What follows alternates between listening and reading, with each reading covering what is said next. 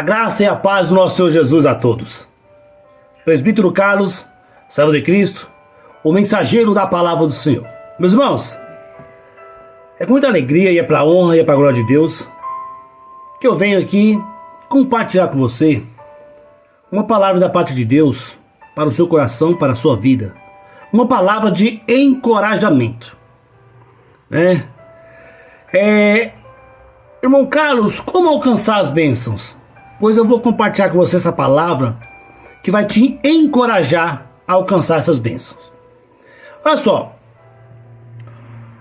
o Senhor nosso Deus, Ele é Deus criador e Ele também é um Deus muito criativo, muito criativo. Na sua palavra, a gente vai encontrar ali vários exemplos dessa criatividade toda dele, especialmente quanto às bênçãos e aos milagres que ele realizou. Se você olharmos alguns dos milagres de Jesus, podemos confirmar o que eu estou dizendo. Eu vou citar alguns. Por exemplo, Jesus curou o leproso que pediu-lhe a bênção para si, lá em Mateus 8. Mas também Jesus curou a sogra de Pedro sem que ela ou qualquer outra pessoa tivesse intercedido por ela, lá em Mateus 8, né? Outra, Jesus curou o criado de um centurião à distância, lá em Mateus 8, versículo 6. Mas também Jesus fez questão de ir até a casa de Jairo ressuscitar a sua filha, lá em Mateus 9. Veja só, Jesus não curou ali 2 cegos e pediu que eles mantivessem o milagre em segredo, lá em Mateus 9, 27. Mas também Jesus, ele curou um paralítico na frente da multidão, no versículo 9, capítulo 9, versículo 1 ao 8. Jesus também curou 10 leprosos, sem tocar em nenhum deles, lá em Lucas 17. Mas também, Jesus precisou tocar o cego de Betsaida por 2 vezes, para completar a sua cura, lá em Mateus 8, em Marcos 8. Jesus, ele usou de palavras doces e animadoras com os seus discípulos quando acalmou a tempestade lá no mar, Mateus 14. Mas também ele proferiu duras palavras para uma mulher de Cananeia, para provar ali a sua fé e humildade, antes de libertar sua filha das garras do demônio, lá em Mateus 15. Jesus, ele foi muito generoso quando alimentou ali a multidão com apenas alguns pãezinhos e uns peixinhos, lá em Mateus 15. Mas também Jesus negou a dar qualquer sinal que seja aos incrédulos, por mínimo que fosse, em Mateus 16.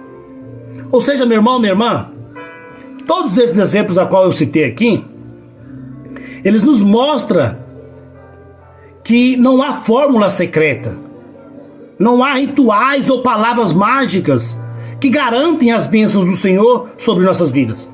Ao contrário, nos mostra que Deus faz o que Ele quer, nos mostra que Deus faz quando Ele quer e principalmente do jeito que Ele quiser. Meu irmão. E olha, essa mensagem toda, 2 verdades podem ser estabelecidas até aqui. Primeira verdade: o caminho até a bênção nem sempre é igual. Nem sempre.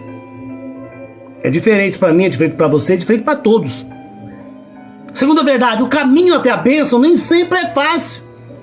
E eu quero comentar aqui com vocês a respeito dessa segunda verdade. O caminho até a bênção nem sempre é fácil, mas sempre vai valer muito a pena. Por quê? Primeira, nós temos aqui várias surpresas. Primeira surpresa: Deus quer ver se você é perseverante. É a primeira surpresa. Versículo 3. Ou seja, perseverança. Ana, ela ia até a casa do Senhor ano após anos, né? Atrás do quê? Da sua bênção. Ela tinha perseverança. Essa é a primeira surpresa, meu irmão. Você tem que ter perseverança.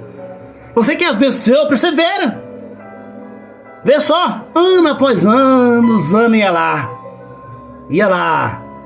né? Por quê? Ela estava atrás da bênção dela. E sempre ela voltava de mãos vazias. Mas nunca desistiu de adorar a Deus. Muitas pessoas deixam de perseverar porque estão com as mãos vazias. Não, meu irmão, continue. Deus é o provedor, né? Vê só, um torcedor que realmente ama o seu time, ele não troca de time. Mesmo que ele fique ali 20 anos sem ganhar um título nenhum, né? Não. Ele não vai trocar o seu time. Ele confia que uma hora ou outra esse time vai ser vencedor. Às vezes, você vê uma pessoa sendo abençoada aí do seu lado aí, e de repente você continua ali de mão vazia. Então você fica se perguntando: o que está errado comigo? Ou fica questionando: Deus, por que Deus? Por que Deus? O que tem de errado comigo? Aí você fica pensando em desistir de tudo, abandonar a fé. Pare com isso, meu irmão. Pare com isso, minha irmã. Apenas persevere, creia. Creia. Porque quem pede, recebe. Vai receber. Pode ter certeza disso. Agora a segunda surpresa. Veja só. Muitas vezes, Deus prova uma pessoa antes de abençoá-la. Essa é a segunda surpresa. Deus, meu irmão, Deus está te provando no deserto, na sequidão. Deus está te provando. Isso é provação de Deus, para ver se você realmente é merecedora de tudo o que Ele tem para te entregar. Sempre que ia à casa do Senhor, Ana, ela era uma mulher humilhada. Ela era afrontada pela sua rival, mas não desistia de adorar a Deus. Não. Ela estava ali profundamente triste, infeliz, mas não desistia jamais. Veja só, ao chegar na casa de Deus, ao invés de ela encontrar amor e compreensão, ela encontrava um sacerdote carnal que a julga mal ali e acaba até te ofendendo. Vê só, por que os fabricantes de carro destroem tantos carros em intermináveis testes? Por quê? Para corrigir as falhas do projeto ou de matérias-primas utilizadas e para provar para si, para os governos e para os compradores que seus veículos são de confiança. Né? Isso é o quê? Isso é provação. Provação, tem que passar por isso.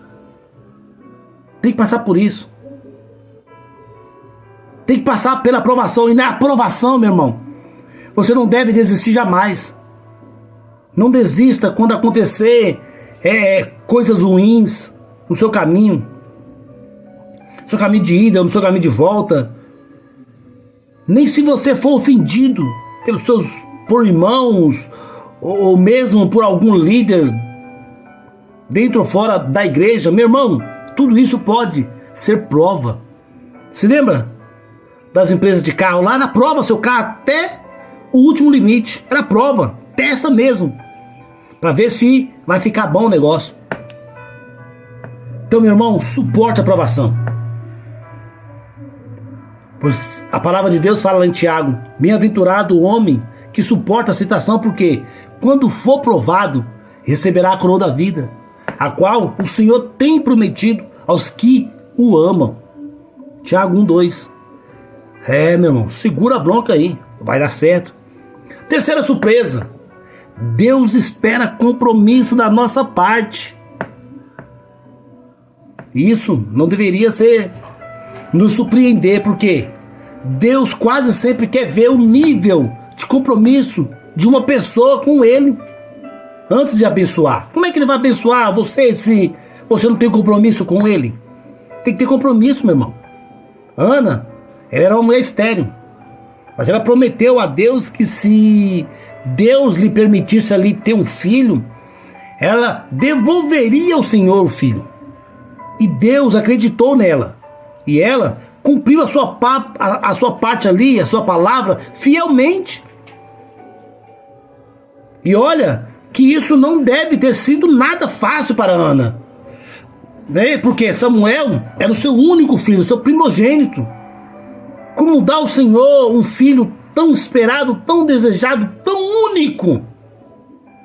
Você já ouviu falar de mãe que doa os seus filhos no momento difícil da vida? Depois elas vão à justiça para ter de volta, né? Deus deu seu filho por nós. Deus não tem compromisso com quem não tem compromisso com Ele. Meu irmão. Como andar?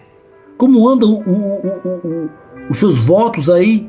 Como andam os seus compromissos com o Senhor? Meu irmão, cumpra aí seus votos. Demonstre compromisso com o Senhor. Quarta surpresa. Deus exige humildade. Tem que ter humildade, meu irmão. Porque a humildade também não deveria nos surpreender. Por quê? A palavra de Deus nos ensina que ela, ou seja, que Ele somente abençoa quem é humilde. E muitas vezes somos arrogantes, exaltados, portadores de uma falsa humildade, falando manso apenas por interesse próprio. Meu irmão, humildade, temos que ter humildade. Ana, ela ajoelhou-se diante de Deus e derramou sua alma perante o altar, numa atitude de sinceridade, de humildade, de sincera humildade. Quando Eli a ofendeu, desculpa aí, meu irmão, quando Eli a ofendeu, ao invés de meter a boca no sacerdote ou sair dali chutando tudo, como muitos fazem, ela teve calma e humildemente Ana explicou para ele por que estava tão triste e abatida. Ou seja, o grande general Naamã foi ali profundamente humilhado pelo profeta. E o profeta nem recebeu e mandou ele ir lá tomar banho, né, no mar sujo, né?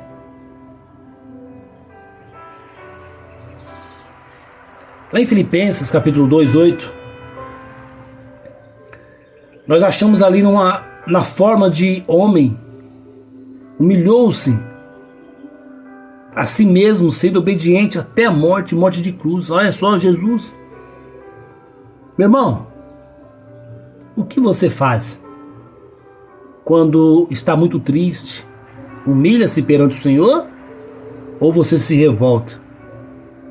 Meu irmão, humilhai-vos perante o Senhor. É o melhor caminho. É o caminho das bênçãos. É o caminho das bênçãos.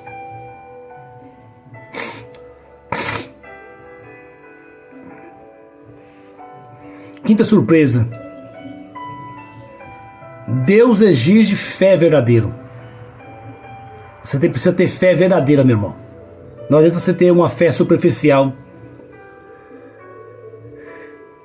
De igual modo, isso também não deveria nos surpreender, porque Deus sempre exige que a pessoa tenha ali fé verdadeira, e muitas vezes o que nós temos é apenas uma crendice qualquer. Tem que ter fé, meu irmão. Ana creu na bênção que foi proferida pelo sacerdote Eli, mesmo depois do bola fora que ele deu, mas ela creu. Ana tomou posse daquela bênção e voltou para casa diferente das outras vezes, porque o seu coração, né, em seu coração ali, ela estava grávida. Ela estava grávida. Isso é crer. Então, é preciso crer para você ver a bênção de Deus. Seja crente e não incrédulo, meu irmão. Sexta surpresa. A abundante graça de Deus sempre nos surpreenderá. Deus tem graça abundante para mim e para você. Ana teve um filho que, pela abundante graça de Deus, veio a se tornar grande herói de Israel, lá na sua geração, substituindo ali os maléficos filhos de Eli, né? Mas a bênção não parou por aí. Depois do milagre, Ana teve muitos filhos. Está no capítulo 2, 21 em diante. Pois a graça de Deus sempre nos surpreenderá e sempre vai nos transformar nossa vida. Amém? Glória a Deus. Meu irmão, quando Deus faz, Ele faz por completo. Porque Ele é grande, maravilhoso, surpreendente. Deixe Deus surpreender você. Eu quero terminar essa mensagem dizendo para você: o caminho até a bênção nem sempre é fácil, mas sempre valerá a pena. Porque nesse caminho você precisará ter perseverança, você vai precisar ser provado, terá que demonstrar verdadeiro compromisso para com Deus, terá que ser humilde e ter muita fé em Deus e em seus verdadeiros profetas. Mas eu garanto a você, meu irmão, que a abundante graça de Deus vai surpreender você, vai transformar a sua vida para sempre. Amém? Glória a Deus. Essa é a mensagem, meu irmão, que eu trago da parte de Deus para o seu coração, para a sua vida. Que Deus abençoe a tua vida. Carlos Servo de Cristo, o mensageiro da palavra do Senhor. Compartilhe aí, me segue aí nas redes sociais, tem muita mensagem. Amém? Deus abençoe.